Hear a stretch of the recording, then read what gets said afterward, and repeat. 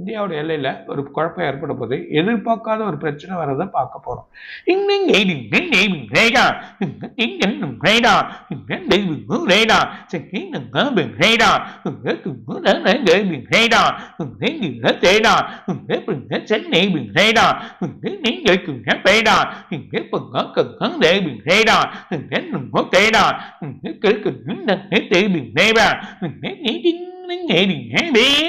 சைனாவோட இடத்துல ஒரு தூதரகம், அவங்க இருக்கிற இடத்துல ஒரு பிரச்சனைகள் ஏற்பட போது அது எதிர்பார்க்காத ஒரு வழியா இருக்கும். அதுல மக்கள் ரொம்ப கொந்தளிப்பாங்க. அந்த பிரச்சனை ஏற்படுறதை நம்ம பார்க்க போறோம்.